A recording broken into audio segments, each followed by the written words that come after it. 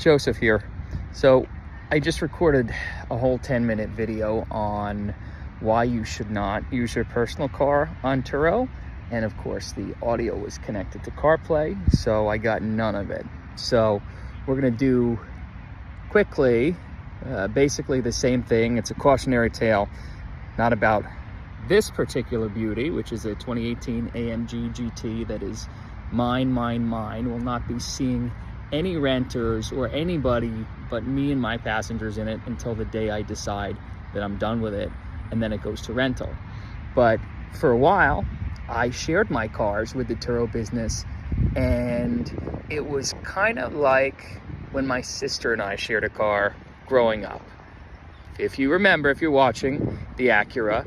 And within 2 weeks I was like, fuck this, I am getting my own, and I bought myself a 5 Series, and that was the end of that. But the point is, be very careful about what you're signing up for. Other folks will not treat your vehicle like you do. Just look at the whole thing from tip to toe. Start here at the tires and brakes. You know, the tire wear is going to be insane. You're going to get uneven wear inside and outside. Brakes, you may get scoring on the rotors. You know, people might not heed the maintenance warning if it comes up. You know, I suggest you check your brakes every trip before, because you screw your rotors, and you know, a $1,000 job became a $3,000 or $4,000 job to do, you know, rotors all around. So these things, the suspension components too, people are going to be driving right through potholes, and you're, you know, whether you have electric, magnetic, or just plain old springs in your car, they're going to show their age. Especially, you know, I'm in Miami now. New York City market is much worse for this stuff, so keep an eye. Another thing, I'm looking right down the car right now, and you can see it's nice and clean and even. There's absolutely no blemishes whatsoever. You are going to get a ton of door dings. You're going to get mid-door shopping carts. You're going to get edge paint chipping. You're going to get stuff in this region from people underestimating just how big a coupe is. You know, we do a lot of big coupes, Bentley, Maserati, all the GT cars. Even this car has pretty big doors. My S-Class has gigantic doors, and people are just going to be hitting stuff. You're going to get paint chips left and right. Speaking of hitting stuff, we got another thing here, which are these lovely parking sensors that keep us safe.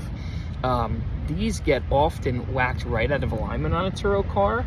Many of these are slightly above grade, and you know, if someone backs into, say, a wall or one of those bumpers, it's just going to pop right out. Or worse yet, they'll stay intact, but they'll be misaligned. They're not pointing in the right direction. And then you get false indicators and potentially errors and all that. And it's a pain in the ass, because a lot of the time the bumper's got to come off to repair that. So that's a $70 part, and it's you know, it's a few hours of labor if you're not willing to take your bumper off. I had a Panamera, this kept happening to. Panamera GTS. The bumper was so easy to get off toward the end because I knew how to do it, but also because all of the clips and just the points that were holding it together, everything had been flexed so many times. It was just, you know, completely, it would just basically fall right off when I took a couple of clips off. So not great for a car that you consider, you know, a trailer queen, and that you want to have for a long time and be proud of. So let's come inside real quick. The first thing that you won't notice on video is that this car literally smells like factory German leather, even though it's, let's see, 2018, 2025, 7 years old. And that's because no one's ever smoked in it.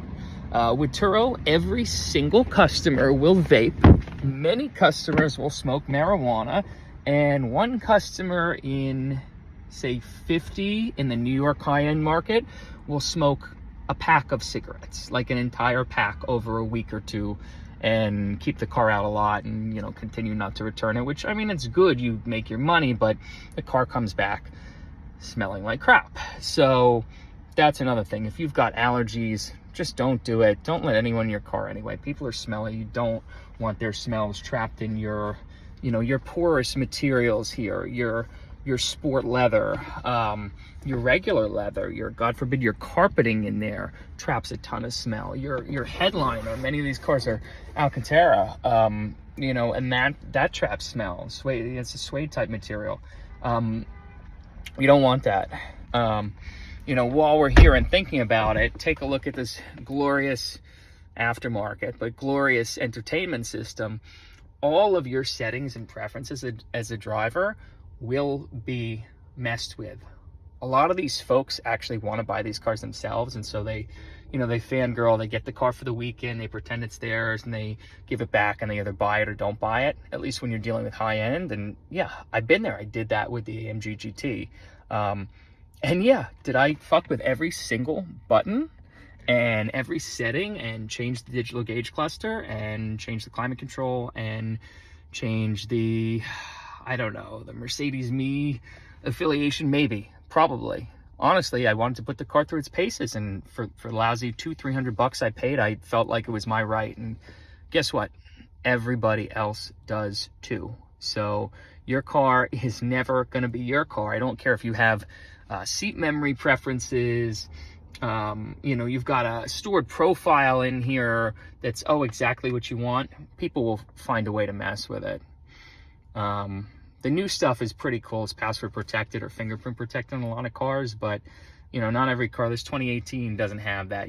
You hop in, it's got one set of settings. That's what it's going to be. While we're in here, say goodbye to your beautiful scuff plates, your doors, your little leather pouches there, all of that stuff. People literally kick their way out of these cars every single time. So you're gonna lose the leather there. Eventually it's gonna wear right through, but on the short term, it's still gonna look pretty ugly, be pretty dirty, and you're gonna get in your car and you're gonna say, this is not my baby. So that's just a handful of reasons. Don't even want to take you through people's driving habits, which I track with Bouncy for the whole fleet. Routinely, my alert threshold is 110 miles an hour. And these are fast cars. These are the faster cars are like the Bentley Continental, the Maserati Gran Turismo. I have a Porsche Cayenne. That's a pretty fast car. I have an Escalade V. That's a very fast car. Mercedes GLS 63. That's a fast car. Even the Hummer EV is a fast car.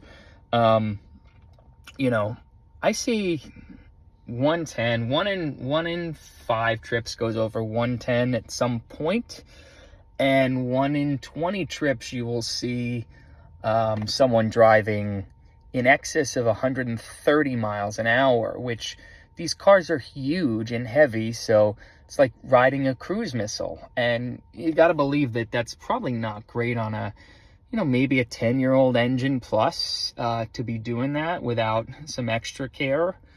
Not to mention the risk of accident, which actually may be your only profitable exit from a lot of these cars on Turo.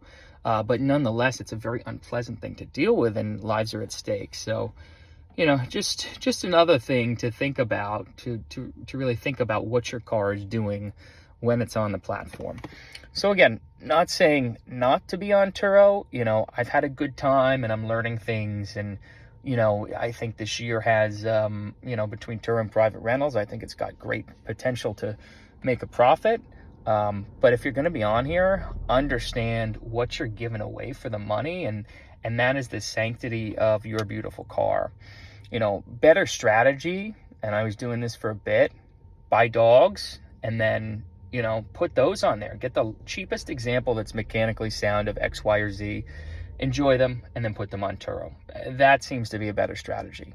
Something like this that was a 2-owner, warranty, pedigree, California car with all AMG factory upgrades, factory sticker, every Mercedes factory maintenance. In theory, I got a great deal, but in theory, you paid a premium for this, and this does not belong on Turo.